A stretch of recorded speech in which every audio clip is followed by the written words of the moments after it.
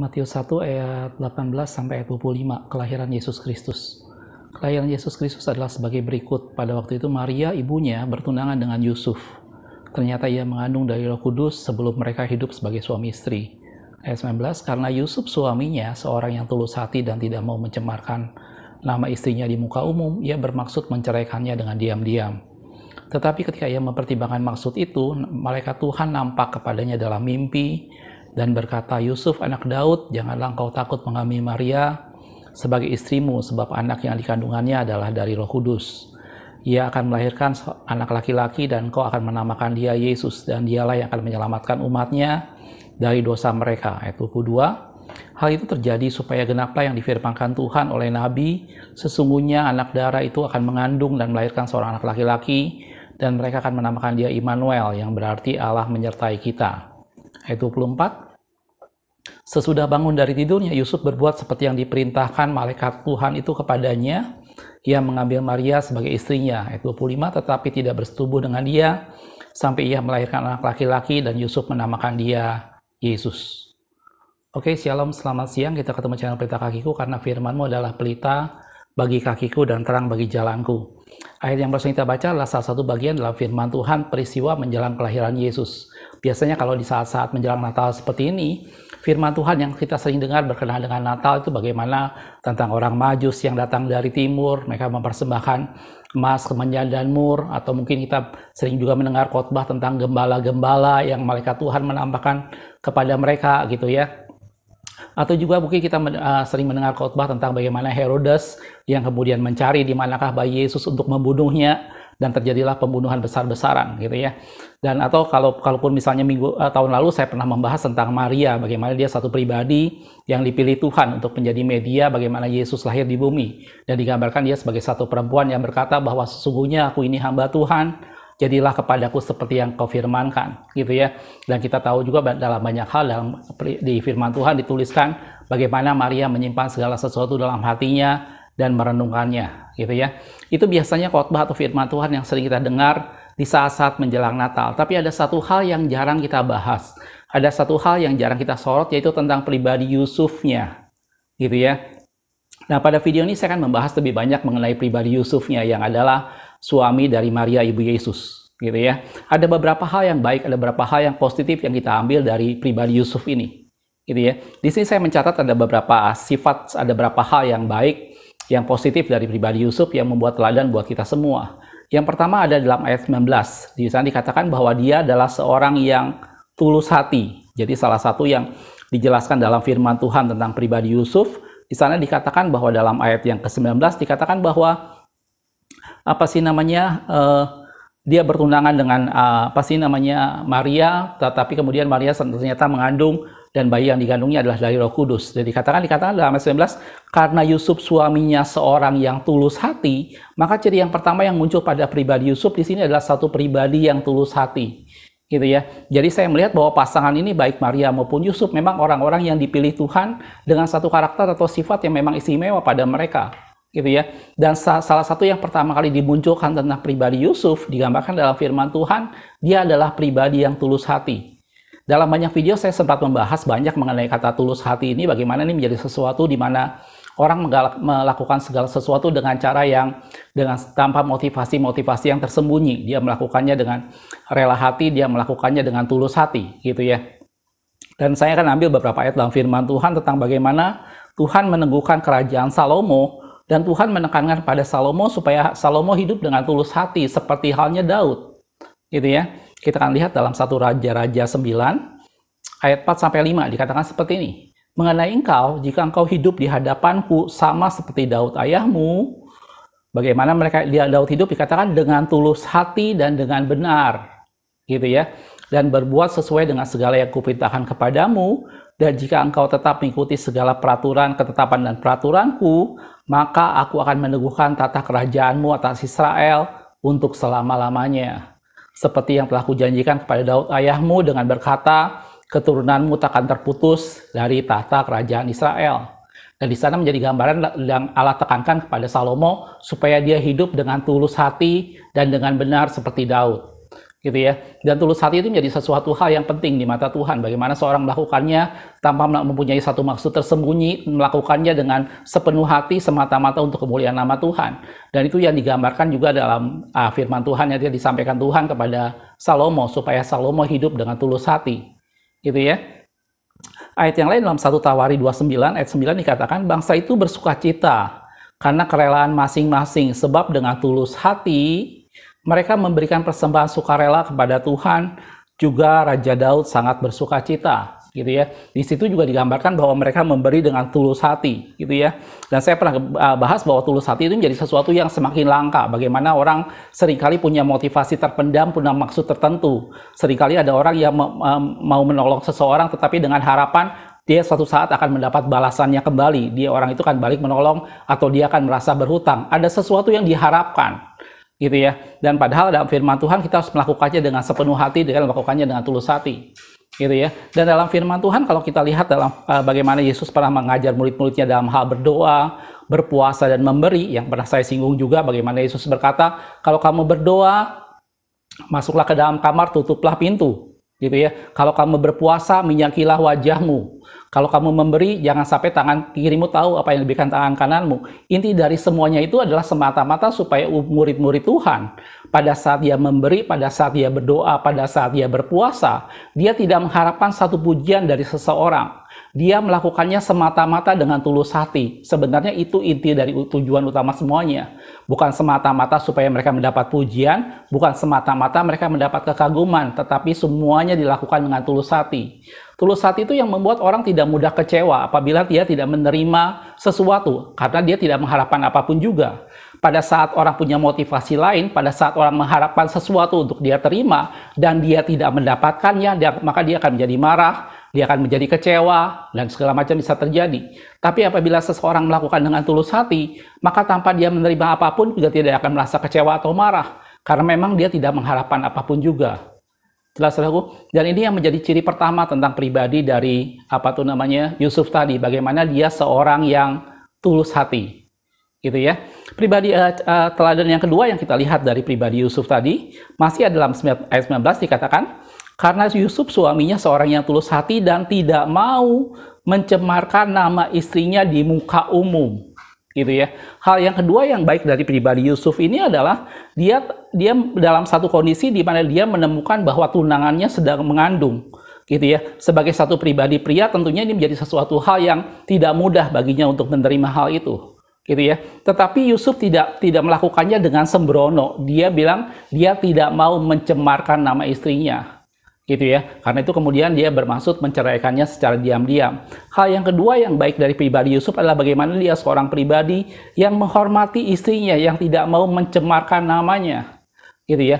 Tentunya di sini bukan berarti selalu bicara soal suami kepada istri, tetapi juga termasuk dari istri kepada suami, gitu ya. Hal yang kedua yang penting apabila kita bicara soal pribadi Yusuf adalah satu pribadi yang menjaga hubungan antara suami dengan istri, saling menghormati, dan dia tidak mencemarkan satu dengan yang lainnya, gitu ya. Kalau kita lihat dalam Efesus 5 ayat 25 dikatakan, hai suami, kasihilah istrimu sebagaimana Kristus telah mengasihi jemaat dan telah menyerahkan dirinya baginya, gitu ya. Teladan yang baik yang kita lihat dari Yusuf itu bagaimana dia menjaga nama baik istrinya, bagaimana dia tidak mau mencemarkan nama istrinya, gitu ya. Tidak mau dia menceritakan pada orang banyak, tidak mau dia dengan terang-terangan melakukan semuanya sehingga kemudian Maria namanya menjadi cemar, dan dia menjaga itu semua. Dan Yusuf dikatakan tidak mau mencemarkan nama istrinya.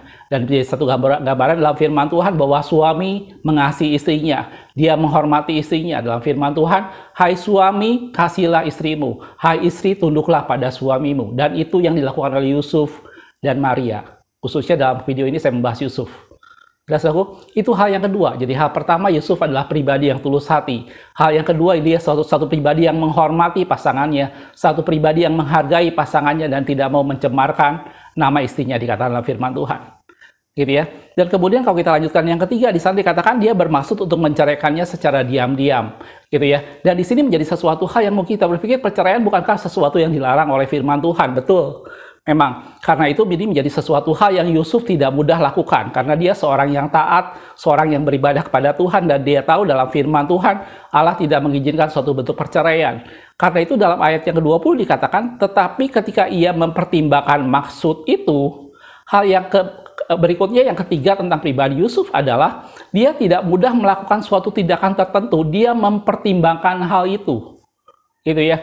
Dia bukan satu pribadi yang sembrono mengambil satu keputusan, dia satu pribadi yang melihat satu firman Tuhan bagaimana Allah tidak mengizinkan satu bentuk perceraian, tetapi di satu pihak dia melihat kenyataan bahwa ada seorang perawan yang adalah tunangannya yang tiba-tiba mengandung. Dan ini menjadi satu pertimbangan dalam dirinya, di mana dia merenungkannya, di mana dia mempertimbangkannya. Bukan satu pribadi yang cepat-cepat mengambil keputusan, bukan satu pribadi yang cepat-cepat menghakimi sesuatu.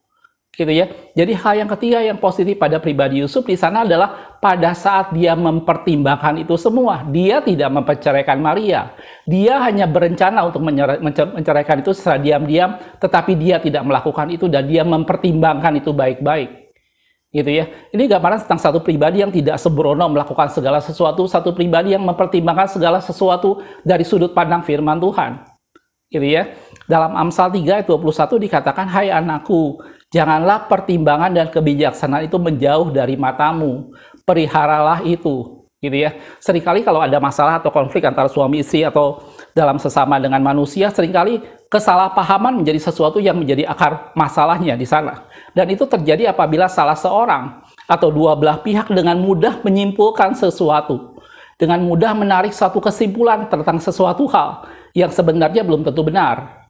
Gitu ya. Dan ini yang tidak dilakukan oleh Yusuf tadi. Dia mempertimbangkan semuanya. Dia melihat Maria adalah pribadi yang taat dan baik, gitu ya. Tetapi di satu pihak dia melihat kenyataan kok Maria mengandung. Ini menjadi sesuatu yang dia tidak mengerti. Di satu pihak dia tahu firman Tuhan bahwa Allah melarang dia untuk menceraikannya, dan Yusuf mempertimbangkan itu semua. Gitu ya. Dan ini menjadi satu hal yang luar biasa bagaimana seseorang yang dengan tenang, dengan sabar dia memikirkan segala sesuatunya sebelum dia mengambil keputusan. Gitu ya.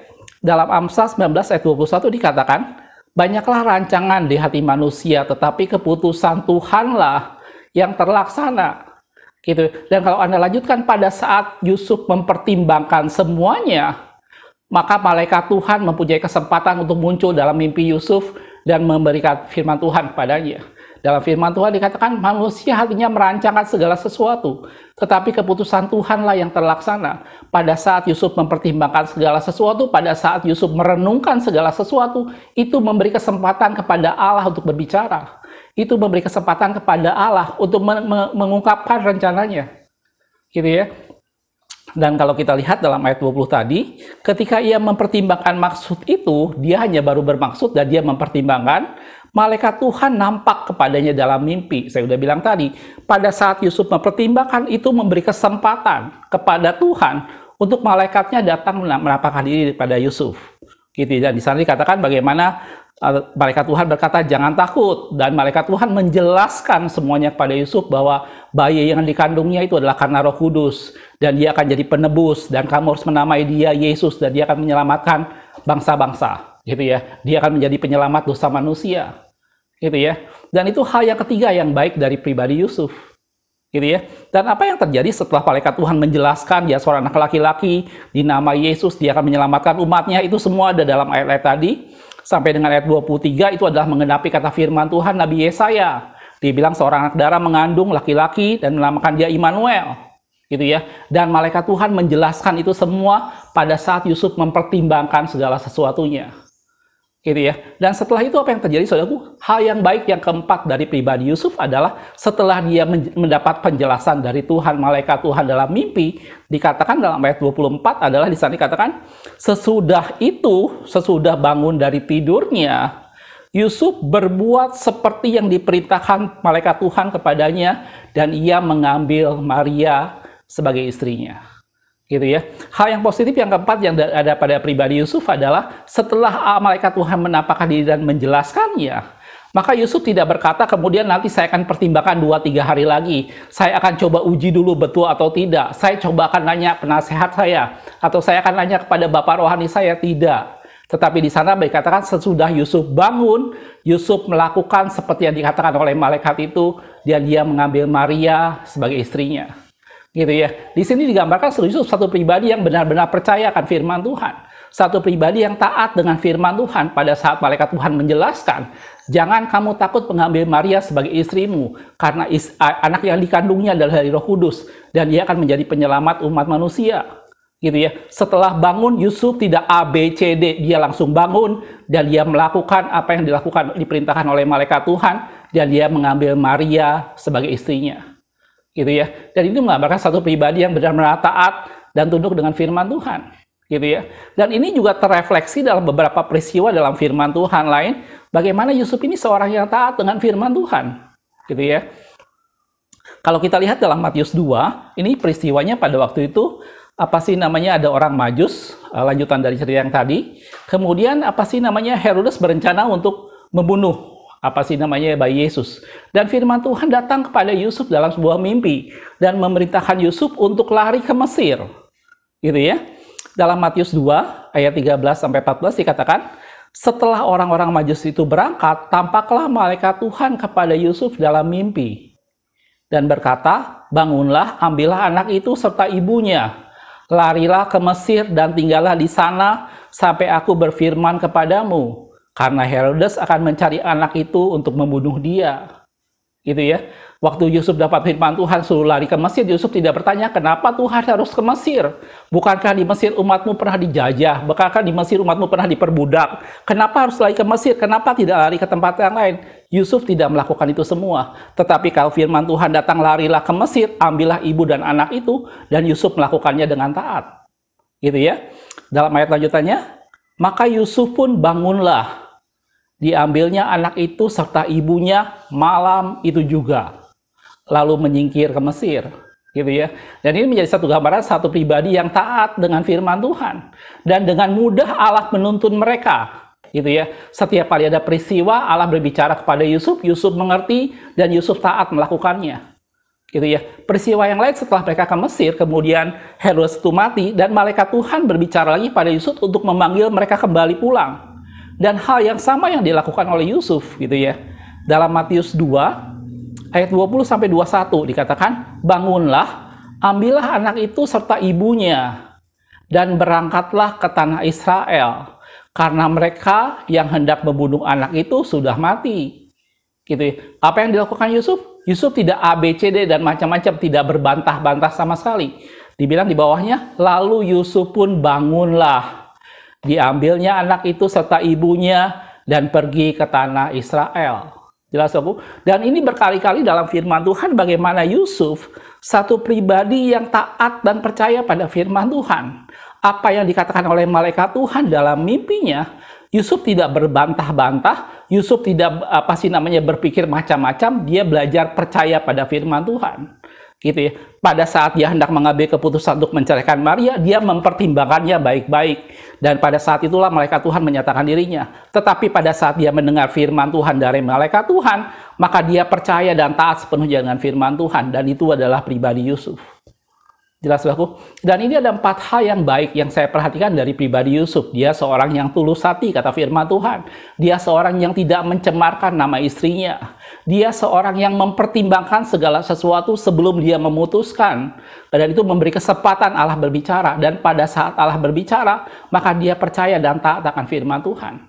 Bukan sampai sana, saudaraku, di ayat yang terakhir di Matius 1 tadi, dalam ayat 25 dikatakan, tetapi ia tidak bersetubuh dengan dia sampai ia melahirkan anak laki-laki dan Yusuf menamakan dia Yesus.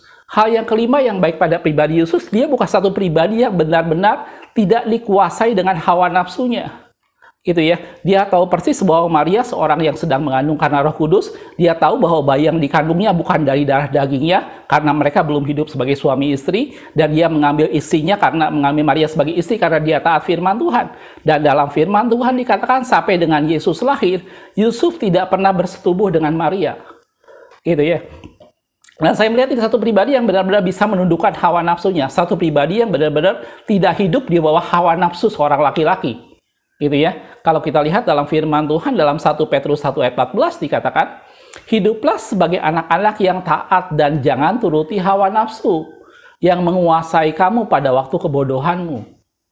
Dalam Galatia 5 ayat 24 dikatakan, barang siapa menjadi milik Kristus Yesus, Ia telah menyalibkan daging dengan segala hawa nafsu dan keinginannya. Gitu ya saudaraku. Dan ini menjadi sesuatu hal yang baik dari pribadi Yusuf. Dan tadi saya sudah bilang, 5 hal ini menjadi sesuatu hal ciri yang mungkin kita jarang bahas kalau kita bicara soal Natal. Kita jarang membahas mengenai pribadi Yusuf ini. Gitu ya. Padahal dalam firman Tuhan dengan jelas ditunjukkan bahwa dia satu pribadi yang tulus hati. Dia satu pribadi yang tidak mau mencemarkan nama istrinya. Dia satu pribadi yang mempertimbangkan segala sesuatu sebelum dia memutuskan. Dan itu memberi kesempatan Allah berbicara. Dia satu pribadi yang percaya dan taat pada firman Tuhan. Dan yang kelima, dia satu pribadi yang sama sekali tidak dikuasai dengan hawa nafsu. Dan dia sudah mengalahkan hawa nafsu dan menyalibkannya. Jelas aku? Jadi dari sini kita bisa melihat itulah pribadi Yusuf. Jelas saudaraku. Dan memang secara kalau kita lihat secara biologis, memang Yesus bukan anak dari Yusuf secara biologis, karena dikatakan tadi dalam firman Tuhan bahwa Maria dan Yusuf belum hidup sebagai suami istri, tetapi Maria sudah mengandung dan bayi yang dikandungnya adalah dari Roh Kudus. Dan sampai dengan Yesus lahir, Yusuf tidak pernah bersetubuh dengan Maria. Memang secara biologis Yesus bukan anak dari Yusuf. Tetapi tahukah Anda saudaraku bahwa karakter dan sifat yang baik dari Yusuf itu nampak jelas pada pribadi Yesus, gitu ya. Sampai orang-orang di sekitarnya menjuluki Yesus sebagai anak Yusuf, gitu ya.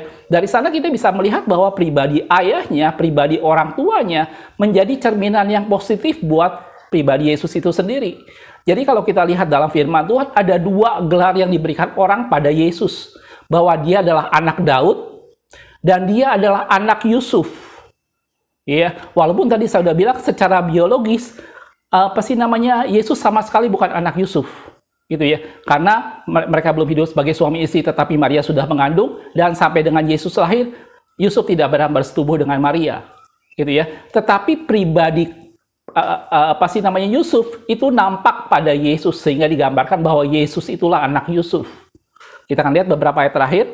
Dalam Yohanes 1 ayat 45 dikatakan, Filipus bertemu dengan Natanael dan berkata kepadanya, kami telah menemukan dia yang disebut oleh Musa dalam kitab Taurat. Saya pernah membahas perkataan firman Tuhan melalui Musa, bahwa seorang akan diangkat seperti dia, seperti Musa, gitu ya, yang sama seperti Musa dari antara saudaramu. Dan saya pernah membahas hubungannya antara Yesus dengan Musa, gitu ya. Dan di sana dikatakan bagaimana Filipus itu berkata kepada Natanael, kami telah menemukan dia yang disebut Musa dalam kitab Taurat dan oleh para nabi, yaitu Yesus, anak Yusuf dari Nazaret.